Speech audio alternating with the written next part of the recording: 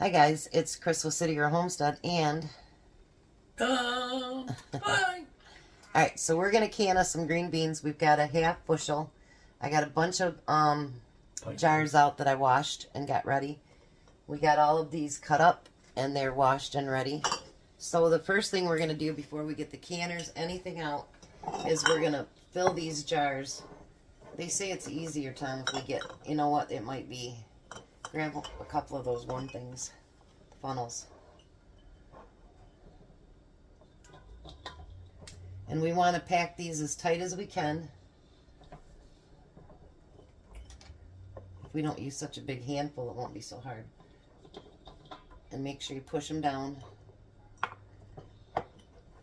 And you don't want them to come up past, once you push them down and everything, you don't want them past the 1 inch mark. I heard a snap in there with your teeth. Oh, ice. No, root beer. Oh, okay. Root beer candy. Root beer candy. Now, see, you can push yours down just a little bit more and add a little more. Because they do shrink a little bit when you cook them. Now, a lot of people will tell you to add salt. You want to move your hand a little bit so I can get in there too? Thank you. I do not add salt. And I'm doing these, I'm sharing them with Courtney's mom. And they cannot have salt. They both have had heart issues and high blood pressure. So they can't do the salt. And, you know, to me, when you cook green beans, whether you just add a pat of butter to them and some pepper, whatever you do to them, or if you add them with, you know, you want to add salt with it later? yeah, add salt to it later. It does not do anything to prevent you from preserving them whatsoever. So you do not have to add the salt.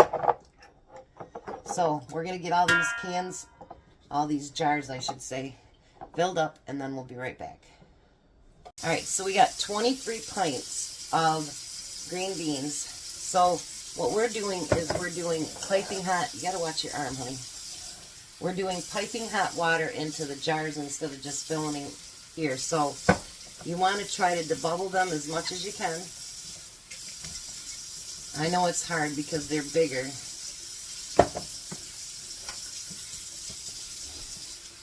And you want to make sure you stay within that 1 inch head space, which that's this space right here. Then what you're going to do, even though it's just water, always make a habit of doing this. Always clean your rims.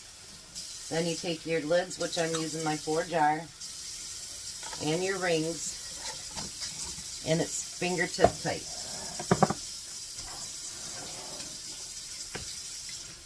We're going to debubble it, and then you'll have to push them back down. Make sure it stays within that 1 inch head space, because otherwise they'll siphon, and then some of them might not seal. And you didn't go through all that work. And green beans, I don't think would taste very good reprocessed, because then they'd be very, very soft. And in the meantime, I've got my water heating up on both of my pressure canners. Yes, you do have to pressure can them, so that the water will be hot too. Then when it gets up to temperature, then we'll do the other parts of it. But right now I'm going to get these 9 ready and in the canner, and then I'll show you the next step. I never realized my big canner over there, you can stack 2 pints high. So we're only going to have to do 2 batches. We have 23 pints. We've got the lids on. So now the next step is, for you seasoned canners, you guys will already know this. This will have to start steaming. And once it starts steaming, it's got to be a constant steam. It can't be psh, psh, psh, psh. It's got to be psh. Then you know it's ready. Then you put on what I call a jiggler.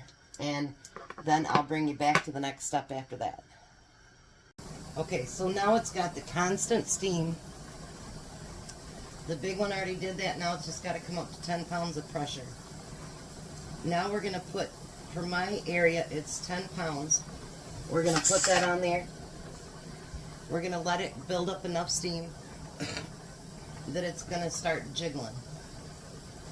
Once it starts jiggling, you want it to bring, you can adjust your heat to what you know that your stove does. Like with my stove, it's just below medium. Then that'll be the sweet spot where it'll go.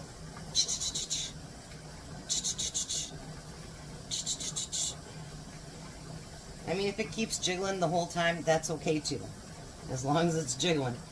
But what's best is if it jiggles for a couple seconds, then stops. Jiggles for a couple seconds, then stops.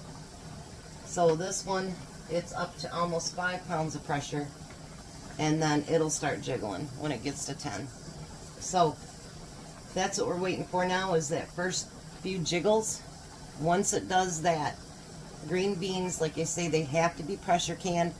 Once it gets to that step, then you will time it for 20 minutes for pints, 25 minutes for quarts. So we'll be back when these are done, and we've got them over there to cool. Alrighty, I miscounted. There is 22, not 23. So we have 22 beautiful pints of green beans, and I think that was the last one to pop. That's the one thing I do like about 4 jars. There's a discount code below. Is I never have trouble with them sealing. I think they're amazing. But look how beautiful these still are. They're not all faded. They're beautiful green. And if you look at the bottoms here, I'm not going to touch them because they're really hot. But you notice there's not a bunch of floaters or anything in there. Because if you pack your jar tight, not only do you get a good amount of green beans, but it stays full. What do you think, you guys? Those look... Oh, there goes another one. Those look amazing. So you guys have a blessed day. Be a blessing, and we'll see you at supper.